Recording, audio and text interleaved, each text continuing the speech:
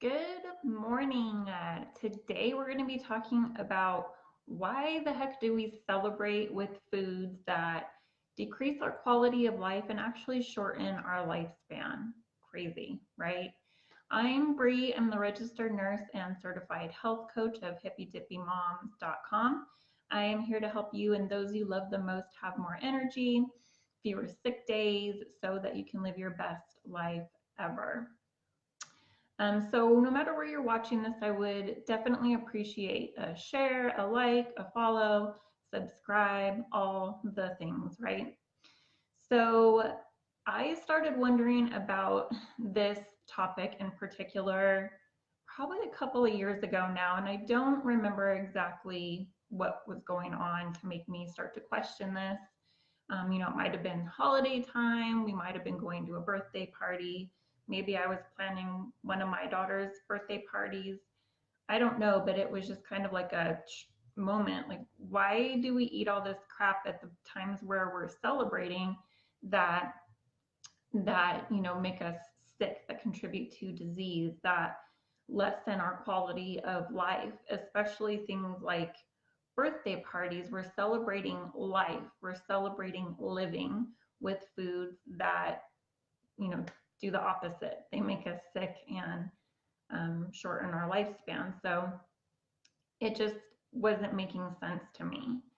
And it's just something that kind of continually blows my mind with every event that we go to. And I would honestly love to have been a fly on the wall back however many years ago when we started celebrating things with cake and artificial food coloring and tons and tons and tons of sugar and, crappy food like pizza and chips and all those things that we typically see at celebratory get-togethers. Um, so let me know if this is something too that you have ever wondered about. Let me know in the comments. So these kinds of foods, to me, eating these aren't really about the temporary issues. I've had people, I talk about sugar all the time because I consider it one of the worst, biggest, baddest toxins out there. So I talk about it frequently. And I've had people tell me, I don't really care if my kids have a sugar rush, whatever, like it'll suck for a couple of hours and then they'll be over it. Some other kind of temporary issues that people experience are like bloating and gas and fatigue. And yes, those are all going to pass. I'm really concerned about the long-term effects of these foods. Like, we know that artificial color is linked to ADD and ADHD like symptoms. It's also linked to contributing to cancer. And a lot of like birthday cakes and frosting for sure. Candies contain artificial food coloring. Um, these foods that are contributing to gut issues, that contribute to inflammation, that contribute to mental health issues, foods that we're eating that contain antibiotics, and then those are contributing to antibiotic resistant bugs in us. Those also contribute to gut issues. See, this is all just like a compound effect. All of these things just add on to one another. And I know that people feel like, it's holidays, it's once a year, or we don't go to birthday parties that often. So it's kind of a rare indulgence, but it's not really rare for most people. For example, Halloween just passed a little over a week ago. Are you still eating Halloween candy? Or kids still eating Halloween candy? Over a week of eating candy is not good. It's not normal. It's, candy every great once in a while. One piece like here or there isn't harmful, but indulging for over a week is definitely harmful. Also, what tends to happen is that we, celebrate Halloween, and then that just kind of rolls right into celebrating Thanksgiving, rolls right into celebrating Christmas, rolls right into celebrating New Year's, and before you know it, you've indulged for 3 months. That's a quarter of the year that you're indulging. That's a lot of time that you're eating these crappy foods, um, and not taking care of your health. I am totally guilty of saying, I'm not going to worry about it. I'm just going to, enjoy myself. I'm just going to have fun at the holidays. I'm going to have fun at this birthday party or other celebration. I'm not going to worry about it. But this is happening over and over and over and over again every single year. Not to mention that for most people, their daily life isn't very healthy either. And I will totally put myself in the hot seat. My average normal day started with something like an English muffin or a bagel, oatmeal or cereal, whole grain. Thought I was doing some good, not realizing that while I'm chewing this stuff, it's turning into sugar in my mouth. I was getting absolutely no nutrients right in the beginning of the day. So then, of course, my blood sugar would plummet, and I would reach for like a granola bar or something else, or yogurt, something else I thought was healthy, just to be consuming more sugar.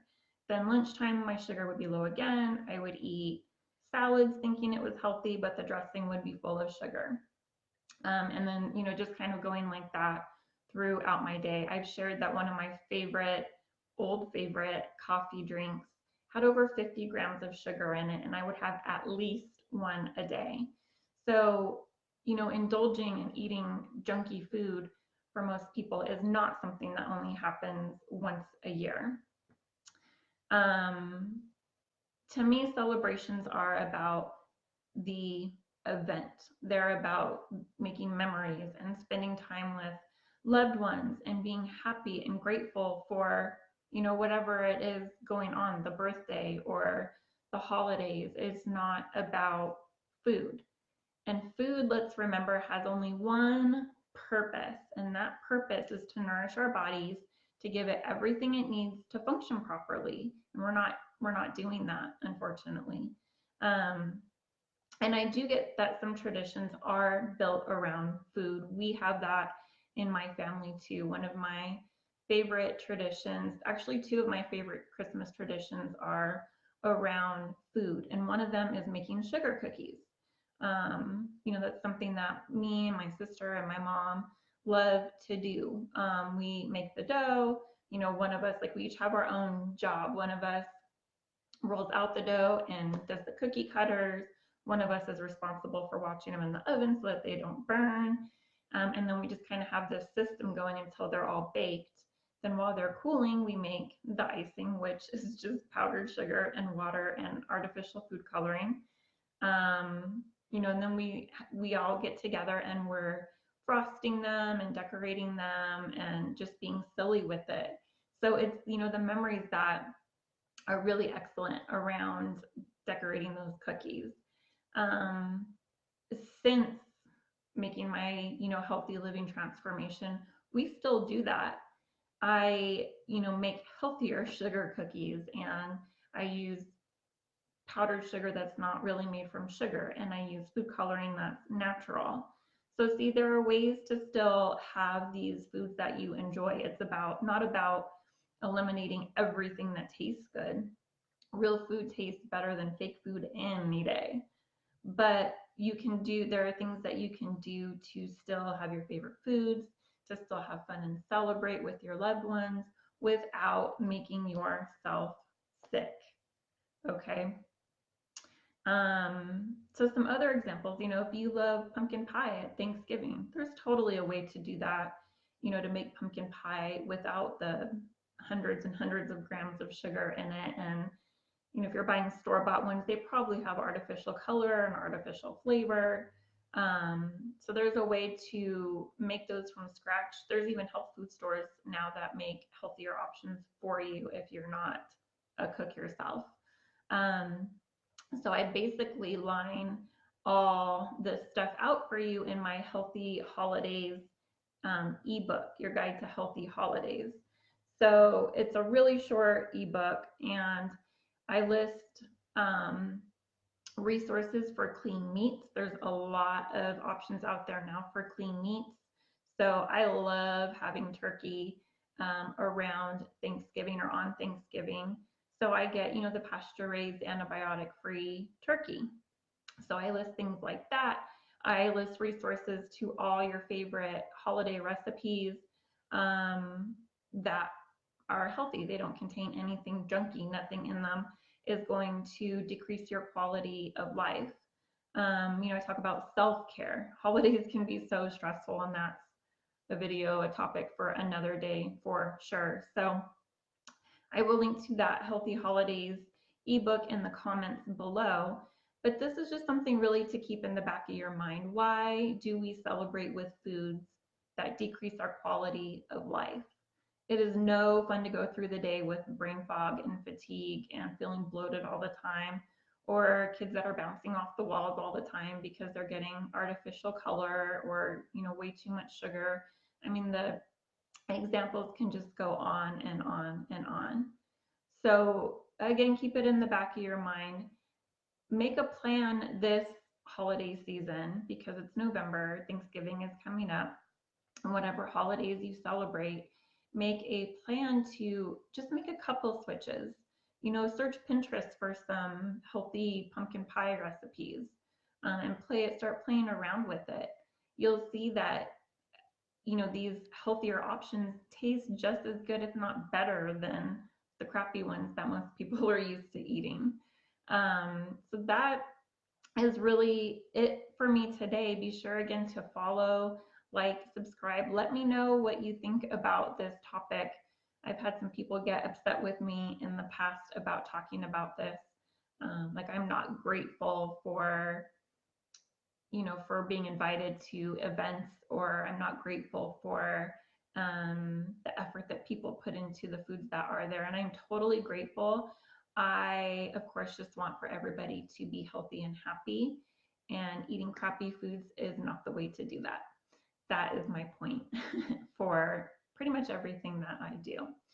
So if you do need any guidance on, making it through the holidays without gaining weight, without being tired or having brain fog, without getting sick, I'm here for you, and I will link to my scheduler as well. You can always reach out, message me, email me at brie@hippydippymom.com with any questions that you have.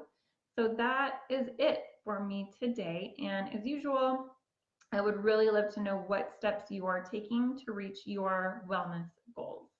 Take care.